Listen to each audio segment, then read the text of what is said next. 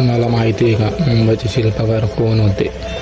आज सर्वीकडे मुंबई मराठी माणसामुळे, तर कोण म्हणतं मुंबई गुजराती माणसामुळे, पण त्यांना माहिती नसेल मुंबई मराठी माणसामुळेच आहे.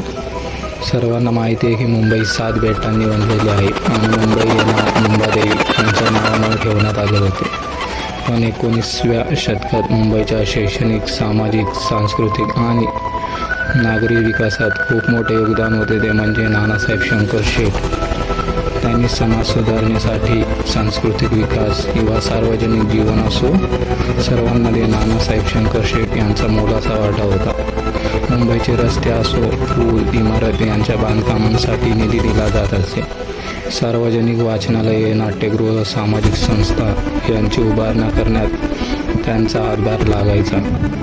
भारतातील पहिले रेल्वे 1853 साली धावली, ती म्हणजे मुंबई ते ठाणे. जर नानासाहेब शंकर शेठ नसते तर भारतात रेल्वे आलीच नसती. ईस्ट इंडिया कंपनीसुद्धा यांच्याकडनं कर्ज घेत. एल्फिस्टन कॉलेज आणि मुंबई विद्यापीठ स्थापनेत मोठा सहभाग होता.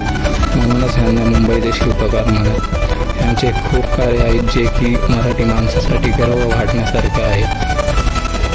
जर तुम्हाला कोणी म्हटलं की मुंबई गुजराती माणसामुळे आहे, तर त्यांना नक्की सांगा मुंबई ही मराठी माणसामुळेच आहे. आणि कोणाला